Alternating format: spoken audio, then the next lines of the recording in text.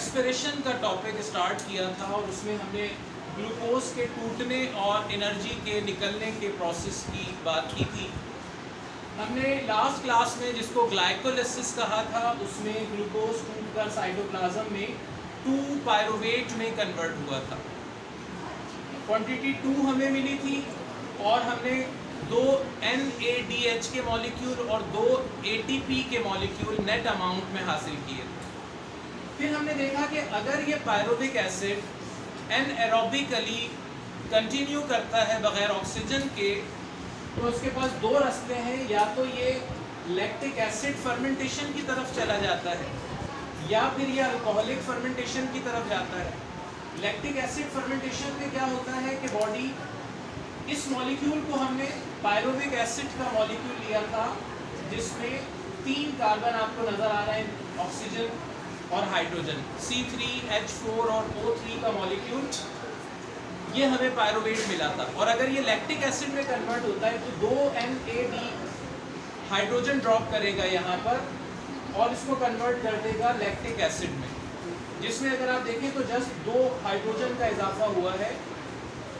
इस एनर्जी के मॉलिक्यूल ने एनर्जी यहाँ डिलीवर की, पायरुवेट लैक्टिक एसिड में कन्वर्ट हुआ और ATP हमें एट द एंड मिला। लेकिन अगर ये एनएरोबिक रेस्पिरेशन में ही अल्कोहल की तरफ जाता है तो फिर अल्कोहल के साथ कार्बन डाइऑक्साइड रिलीज होती है, less amount of energy release होती है और ये पायरुवेट का मॉलिक्यूल इस तरह से NADH2 के हाइड्रोजन देने और एनर्जी देने से कन्वर्ट हो जाता है अल्कोहल और कार्बन डाइऑक्साइड।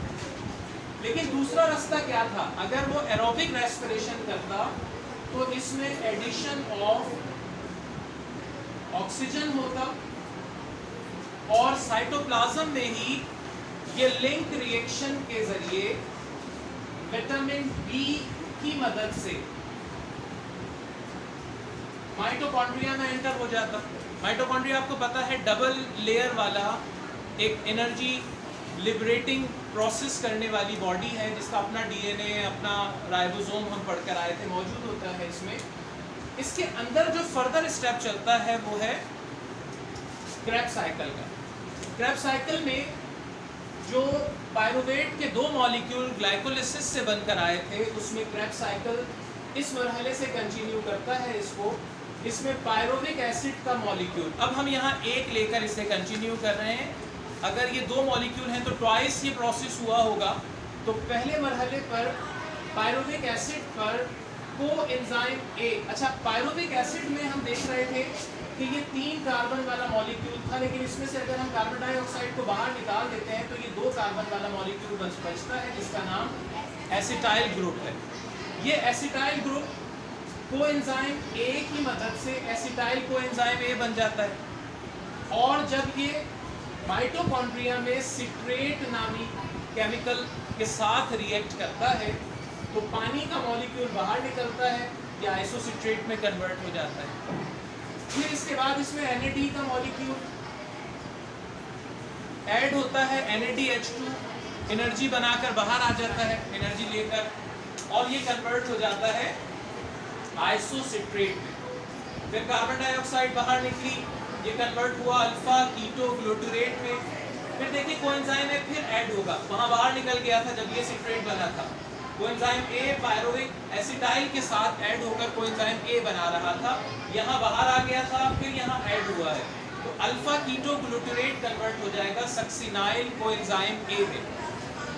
फिर उसके बाद ATP आप जानते हैं एडिनोसिन ट्राइफॉस्फेट होता है। एडिनोसिन एक एडेनिन नाइट्रोजन बेस है और आप नाइट्रोजन बेस की फर्दर इसके अलावा 4 टाइप्स और पढ़कर आए थे, गुआनिन, साइटोसिन, थायोमीन, यूरासिल।